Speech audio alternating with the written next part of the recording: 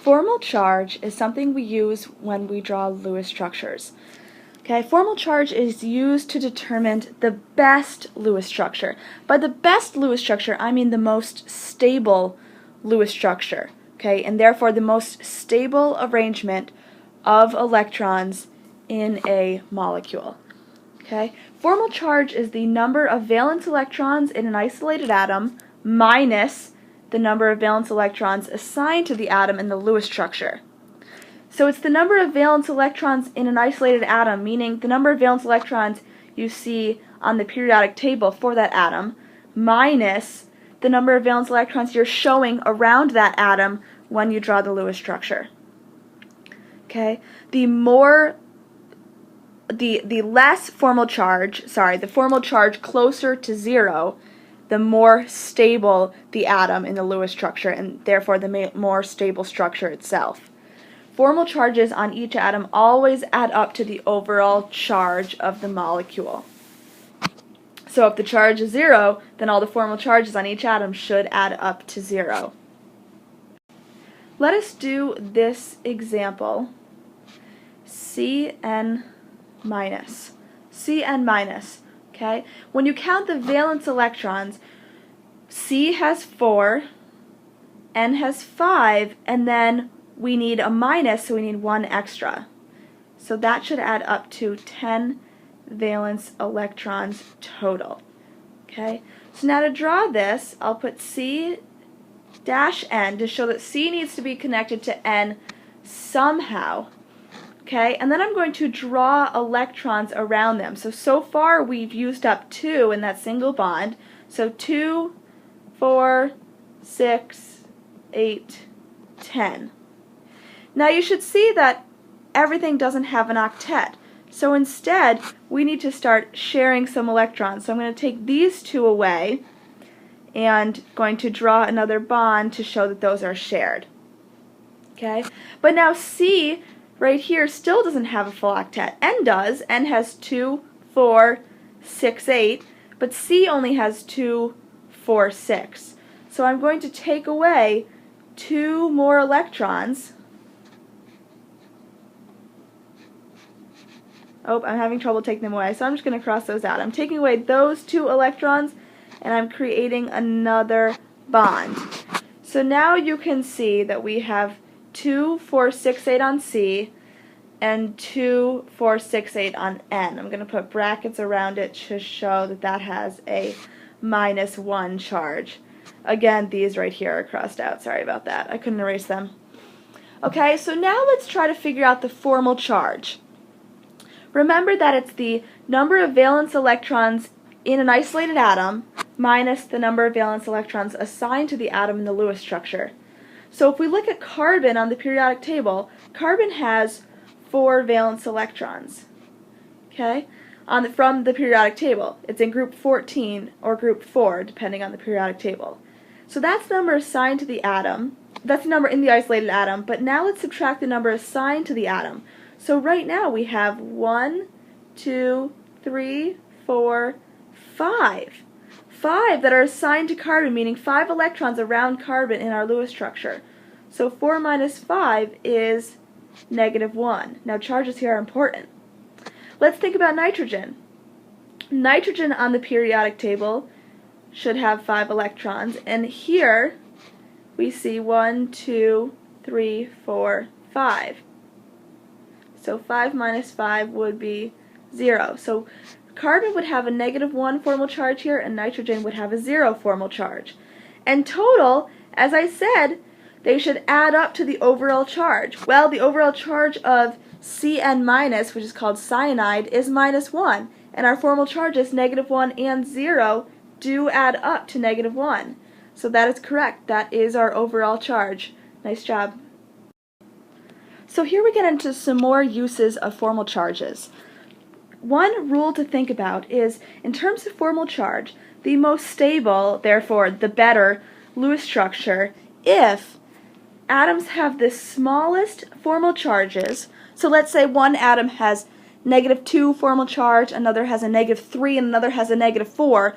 That's not a likely structure because those are really high formal charges. So if we can make formal charges of 0 or -1 or maybe -2, those are small formal charges, so those are more likely structures of those molecules. So we want to have the smallest formal charges, meaning 0, -1, -2. And then the negative formal charges are on the more electronegative atoms, because electronegative atoms mean that they're more likely to pull the electrons towards themselves. We should have those negative formal charges on the atoms that actually do pull electrons towards themselves. So that should make sense, whereas the positive formal charges could be on atoms that have less electronegative charges. Sorry, atoms that are less electronegative. Let us do an example to talk about this. So let's do CO2. So please try to draw the structure now of CO2. Okay, pause it now and draw whatever Lewis structure you can of CO2. Okay, here I'll draw for you what I have. We have O, C to O. Okay, here's one possible Lewis structure. Now carbon has 4 valence electrons and each oxygen has 6. So 6 and 6 is 12 and 4 is 16 valence electrons. Okay, now here might be another option. Okay, so we might have this and then this. Okay, so now you can see this still follows our octet rule, right? Carbon's got an octet here, each oxygen 2, 4, 6, 8, 2, 4, 6, 8. Now here, carbon 2, 4, 6, 8, and oxygen 2, 4, 6, 8, and oxygen here 2, 4, 6, 8. So everything has an octet, so technically it does follow our rules, but let's look at formal charge. Carbon brings 4, I'm right here now, carbon brings 4 minus, how many does it show it's bringing here? 1, 2, 3, 4. So 4 minus 4 would be 0. Now oxygen, each oxygen brings 6. How many does it show it's bringing here? 1, 2, 3, 4, 5, 6. So that would have a 0 formal charge. Now for this oxygen, from the periodic table, it shows it has 6 valence electrons. Here it shows it's bringing 1, 2, 3, 4, 5, 6. 6 minus 6 is 0. So you can see all these formal charges add up to 0. CO2 is not charged, so that's correct. And they're all smallest amount of formal charges. So I think this structure of CO2 here is a pretty good structure. But now let's look at this structure over here. Let's think about formal charge if you did draw this structure. Carbon from the periodic table has 4 valence electrons minus 1, 2, 3, 4 that it shows it's bringing here. That's 0. Hey, that's pretty good. Let's look at oxygen though. Oxygen on the periodic table has 6 minus 1, 2, 3, 4, 5. It's only bringing 5 there. 6 minus 5 is positive 1. Again, over here, this oxygen, on the periodic table it shows it brings 6, but here on the structure, 1, 2, 3, 4, 5, 6, 7. 6 minus 7 is negative 1. Notice negative 1, 0, and positive 1 all add up to 0, which is our total overall charge of carbon dioxide. But notice we have some formal charge here. As opposed to all being zeros, we have negative 1s and positive 1s. So now in terms of choosing the better Lewis structure, this structure over here is going to be the better Lewis structure because it has the least amount of formal charges. Okay? So that here is going to be the better Lewis structure. Okay? So if you did, let's say, draw both of these on a test, you should be able to choose this as the best, meaning the most stable, meaning the most likely Lewis structure and arrangement of electrons for carbon dioxide. Here now is your next example. I'd like you to draw 3 Lewis structures for the thiocyanate ion NCS-. So the overall charge should be -1. So you're drawing 3 possible Lewis structures for thiocyanate ion NCS-. So please pause it now and draw those 3 Lewis structures. Here are the 3 Lewis structures that you should have. Okay, we have N single bonded to C, triple bonded to S, with lone pairs appropriately around them to make octets, and again brackets with the charge. The next one, N double bonded to C, double bonded to S, with appropriate lone pairs around them and brackets. And then we have N triple bonded to C, single bonded to S, with appropriate lone pairs around those. Okay, so here are the 3 Lewis structures we have for NCS-. Okay, now I'd like you to determine the formal charges. Okay, determine the formal charges for each of these. And I'll walk through this with you. So we're trying to figure out which is the best Lewis structure. So for N on the periodic table shows it has 5 minus 1, 2, 3, 4, 5, 6, 7 that it brings here. 1, 2, 3, 4, 5, 6, 7. So 5 minus 7 is -2. Okay? I'm going to stop writing as much to make this a little bit clearer. So C on the periodic table brings 4, and here it shows it's bringing 4, so that has a 0 formal charge.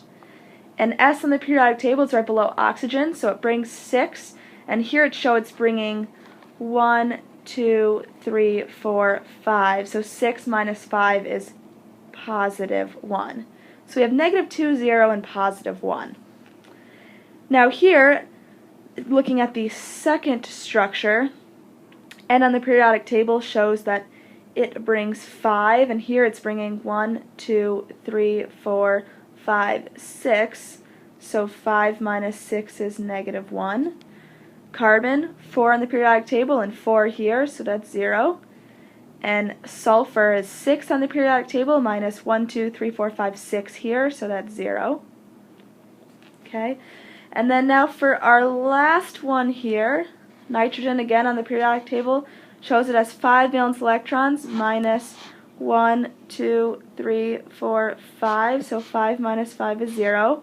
Carbon, 4 on the periodic table minus 4 here is 0.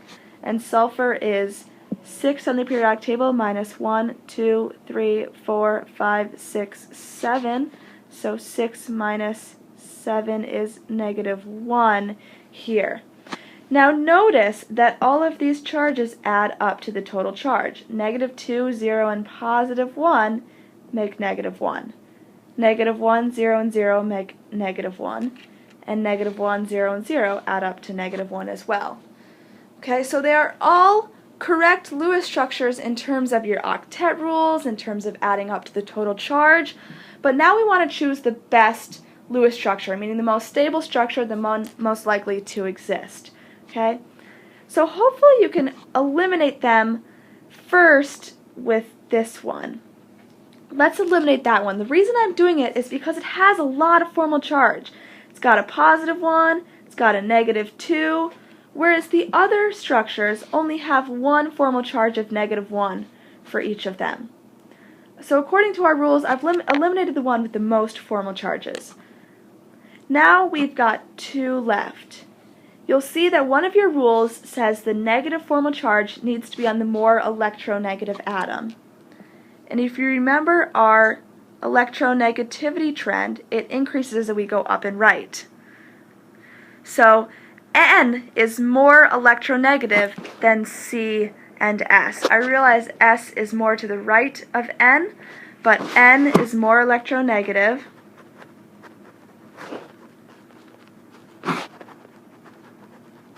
Than C and S. So because N is more electronegative than C and S, we want the negative charge on the N. We want the -1 charge on the N because it's more electronegative, meaning it's more likely to pull those electrons towards it, having a more negative formal charge. It does not mean that N has a charge of -1. It just means that the formal charge is more likely to pull those electrons. Okay, so our correct Lewis structure then is going to be this second one.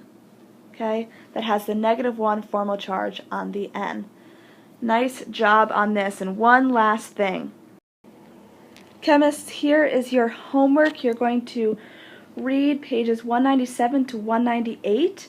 This is going to talk about binary molecular nomenclature. So we're talking now about naming these covalent compounds. We already talked a long time ago about naming ionic compounds. Now we're going to talk about naming covalent compounds. And we'll talk about this when we get back to class. But it basically is mono, di, tri, tetra, penta, hexa. Okay, meaning 1, 2, 3, 4, 5, 6. So those couple pages will just give you a good overview of that. It's pretty simple, but we'll review it when we get to class. And you're doing questions from the end of chapter 5. You're doing 100, 102, 133, 156. And in 156, please also choose the best Lewis structure. You're going to be drawing a structure and its resonance structures. So based on the resonance structures, you should be drawing 3 total, and then choose the best Lewis structures based on the formal charge and the rules we just said. And then you'll do 157. 133 is going to be one of those binary molecular nomenclature questions, so you'll just be naming molecular compounds. And we'll talk about this all when we get back to class. Thank you.